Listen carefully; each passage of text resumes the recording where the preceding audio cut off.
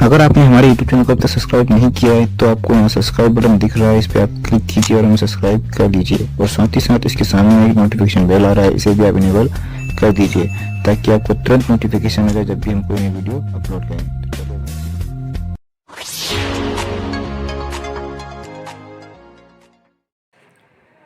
Hello friends, welcome to गरगरियस and PSC classes.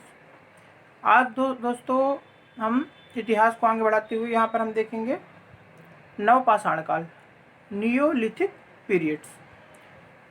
दोस्तों जो हमारा नवपाषाण काल है इसमें बहुत सारे क्रांतिकारी परिवर्तन आए। यदि हम समय काल की दृष्टि से देखें तो यह जो हमारा काल था बहुत छोटा था, लेकिन सबसे ज़्यादा क्रांतिकारी परिवर्तन इसी काल में आए।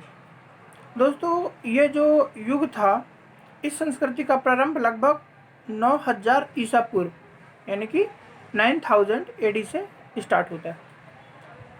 दोस्तों जो नियोलिथिक पीरियड्स में है तो इस काल में जो मनुष्य थे तो धीरे धीरे जो थे स्थिर होकर कृषि करना आरंभ कर दिया। इनने कृषि कार्य तो इनने मध्यपाषाण काल में ही स्टार्ट कर दिया था, किंतु स्थिर होकर के कृषि करना इस काल में इनने प्रारंभ किया।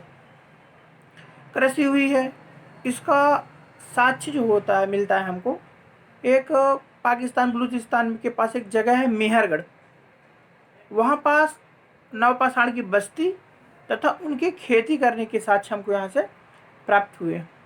और दोस्तों मेहरगढ़ जो जगह है वहाँ पर जौ, गेहूँ इसके भी साक्ष्य प्राप्त हुए। इसका मतलब हम ये लगा सकते हैं कि नवपाषाण तक काल तक आते आते जो मानव था वह गेहूं और जौ की कृषि करने लगा था, अर्थात अनाजों में वह गेहूं और जौ से परिचित हो गया था। दोस्तों चावल की बात करें यदि हम तो चावल हमको मिलता भारत में एक कोहल डिहवा नाम की एक जगह है। इसको दोस्तों नोट कर लीजिएगा आप, यहाँ से हमको चावल के साक्ष्य प्राप्त हुए। ठीक है फ्रेंड्स, चावल के साक्ष्य हमको यहाँ से प्राप्त हुए। अब दोस्तों जैसे जैसे मनुष्य जो है कृषि करने लगा, ठीक है, कृषि से उसको अनाज की बहुत ज़्यादा मात्रा में प्राप्ति होती थी।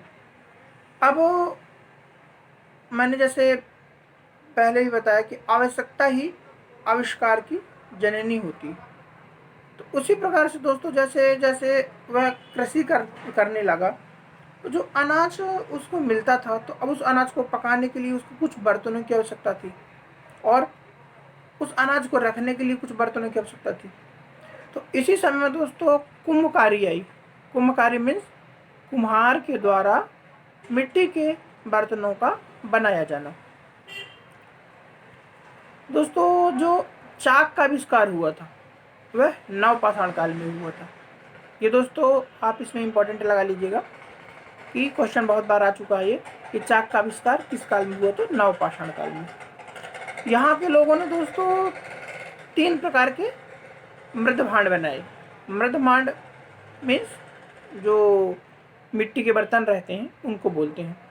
एक लाल, रेड, ब्लैक और तीसरा ग्रे, यानी कि लाल यानी धूसर लाल मृद भांड, काले मृद भांड और धूसर कलर के मृद भांड, इनके कलर थे दोस्तों। ठीक है, तो इन प्रकार के मृद भांडों का यहाँ पे प्रयोग होने लगा।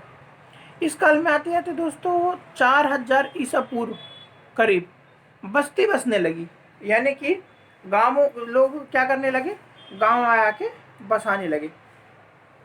आगे चलते हैं दोस्तों, तो जैसे जैसे दोस्तों कृषि कार्य बढ़ा तो कृषि कार्य के बढ़ते बढ़ते दोस्तों जब अनाज आने लगा अच्छे से तो जनसंख्या में भी क्या होने लगी, धीरे धीरे वृद्धि। और जनसंख्या में वृद्धि होने के परिणाम स्वरूप नए नए गांव बसने लगे। जब दोस्तों गांव बसे तो गांवों में दोस्तों विभिन्न प्रकार की शिल्पकारी की जो व्यवस्थाएं थी वह भी बढ़ने लगी। शिल्पकारी में दोस्तों जैसे हमारा हो गया लुहार, बढ़ई, ठीक है, ये विभिन्न प्रकार के उपकरण क्या है बनाने लगे। जैसे हंसिया हो गया, ओखली हो गई, ठीक है, छेनी हो गई, बर्छी हो गई, इस प्रकार के उपकरण बनाने लगे। दोस्तों यदि हम पूरे विश्व की बात करें तो विश्व में हमारा जो पश्चिम एशिया वाला क्षेत्र होता है, ठीक है, पश्चिम एशिया वाला क्षेत्र, तो उस क्षेत्र में जो कृषि के सबसे पहले जो हमको साक्ष्य मिलते हैं। दोस्तों यहाँ पर अब धीरे धीरे क्या होने लगा, जो जानवरों की हड्डी होती थी उनसे भी हथियार बनने लगे, ठीक है, हड्डियों से भी हथियार इस काल में बनने लगे। नवपाषाण काल जो था दोस्तों आज के युग के लिए बहुत ही मतलब इम्पोर्टेंट भूमिका निभाता है। जो हमारा ताम्रपाषाण काल स्टार्ट होता है ना, तो ताम्रपाषाण काल के प्रारंभ होने, ठीक है, और प्रारंभ होने में ये एक महत्वपूर्ण भूमिका निभाता है। दोस्तों एक इम्पॉर्टेंट जगह है बुर्जहोम, इसको आप अपने नोटबुक में नोट कर लीजिए। कश्मीरी नवपाषाण संस्कृति का प्रथम खोजा गया यह स्थान है बुर्जहोम, अतः इसे बुर्जहोम संस्कृति के नाम से भी जाना जाता है। ठीक है दोस्तों, इसमें क्या है दोस्तों, सबसे इम्पोर्टेंट चीज़ है कि इसमें एक मनुष्य को एक कुत्ते के साथ दफनाया गया है, मतलब एक कब्र मिली है, इसमें मनुष्य और एक कुत्ता दोनों को क्या किया गया है, साथ में दफनाया गया है। तो ये इम्पोर्टेंट क्वेश्चन है, 3-4 बार एग्जामों में आ चुका है। ठीक है फ्रेंड्स, और अब जो हमारा नवपाषाण काल जो आता है, नवपाषाण काल जैसे धीरे धीरे निकलता है, तो मतलब नवपाषाण काल में एक जो मनुष्य था संपूर्ण रूप से किसान बन गया था। ठीक है, देखो जैसे हमने मनुष्य की स्टार्टिंग करी निम्नपुरा पाषाण काल से, सबसे पहले हमारा निम्नपुरा का पाषाण काल आया, ठीक है, फिर निम्नपुरा में 3 पार्ट आए, ठीक है, फिर इसके बाद मध्य पाषाण काल आया, मध्यपुरा पाषाण काल और उद्देश्य, पहले अपना आया पूरा पाषाण काल।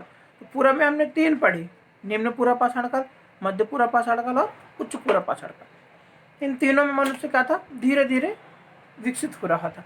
मध्य पाषाण काल में आया, मध्य पाषाण काल में मनुष्य क्या कर रहा था, थोड़ा थोड़ा कृषि करने लगा था, लेकिन ज़्यादातर शिकार करके ही अपना भरण पोषण करता था। किंतु जो हमारा नवपाषाण काल आता है, तो नवपाषाण काल की जो मनुष्य की स्थिति थी, तो वो क्या थोड़ा सा एडवांस हो गया था। अब वो क्या, उसको लग रहा था कि अब शिकार मन नहीं करूँ मैं, ठीक है, उसको लग रहा था कि मैं स्थिर हो जाऊँ और स्थिर होकर एक जगह पर इकट्ठा होकर क्या करूँ, कृषि करूँ, और कृषि करके ही विभिन्न प्रकार के वह अनाज उगाने लगा और अपना भरण पोषण करने में सक्षम हुआ। दोस्तों जो नवपाषाण का जो मानव था, नवपाषाण का मानव जो था काफ़ी मात्रा में एडवांस था। ठीक है, देखो क्योंकि देखिए सबसे पहली बात तो उसने अनाज उगाना प्रारंभ किया।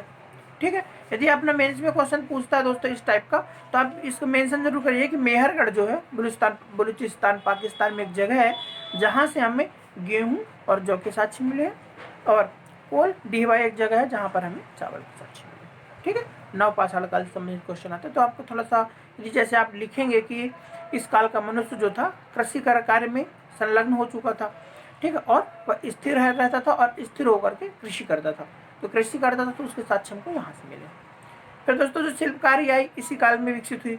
शिल्प देखो एडवांस मनुष्य के एडवांस होने का मतलब ये देखो, इसमें शिल्पकारी में बढ़ई, लोहार, ठीक है, सुनार, इस प्रकार के जो शिल्पकारी व्यवस्था को आगे इन्होंने चलन बढ़ाया। देखो विभिन्न प्रकार के जो थे जितने एलिमेंट होते जैसे हसिया, कुठार, छेनी, गदा, बर्छी, ये सब जो उपकरण थे ना, तो ये उपकरण ज़्यादा से ज़्यादा मात्रा में इसमें नवपाषाण काल में विकसित हुए। ठीक है, तो ये मनुष्य को कहीं ना कहीं एक एडवांस लेवल पर ले जाते हैं। ठीक है, क्योंकि मनुष्य क्या था, पूरी तरह से अब क्या हो चुका था, आत्मनिर्भर हो चुका था। और उस प्रकार जब देखो, जब गाँव में बस्तियाँ बसी, ठीक है, जनसंख्या वृद्धि बस्तियाँ, तो जो गाँव की बस्तियाँ बसती थी, तो बस्तियाँ पूरी तरीके से क्या होती थी, आत्मनिर्भर होती थी, अर्थात अनाज गाँव में हो जाता था, शिल्पकार जितनी व्यवस्थाएँ थी तो गाँव में मिल जाती थी, मतलब हर कुछ गाँव में मिल जाता था, यानी गाँव इसी काल से आत्मनिर्भर बनना इस प्रारंभ हो चुके थे। ठीक है दोस्तों, तो नवपाषाण काल में इतना ही इम्पोर्टेंट है जितना मैंने बताया, और नवपाषाण की क्लास यहीं पर हम अंत करते हैं। ठीक है फ्रेंड्स, तो ये वीडियो यदि आपको पसंद आई हो, ठीक है, आपको वीडियो में कुछ अच्छा लगा हो, आपका स्टडी में सहायक हो, ठीक है, तो दोस्तों ये वीडियो आपको यदि अच्छे से लगी हो तो इस वीडियो को ज़्यादा से ज़्यादा मात्रा में लाइक करें, ठीक है, और हमारे चैनल को सब्सक्राइब कर लें दोस्तों, तथा बेल आइकन को प्रेस कर दें। इसमें क्या होगा दोस्तों, जब भी हम वीडियो डालेंगे तो आपके मोबाइल पे नोटिफिकेशन चला जाएगा, तो आप हमारे स्टडी से कंटिन्यू जुड़े रहेंगे। ठीक है दोस्तों, तो इसी प्रकार की इतिहास की श्रृंखला को आगे बढ़ाते हुए हम नेक्स्ट वीडियो इतिहास की आएगी। तो हमारे दोस्तों इस चैनल को ज़्यादा से ज़्यादा लोगों को शेयर करें, ठीक है। शेयर करने से क्या होगा कि और भी लोगों का भला होगा जो कि पढ़ाई से अछूते हैं, ठीक है फ्रेंड्स। तो मिलते हैं नेक्स्ट लेक्चर में नेक्स्ट वीडियो के साथ, नेक्स्ट वीडियो इतिहास की, ठीक है। और आपकी पढ़ाई को कंटिन्यू करेंगे। तब तक के लिए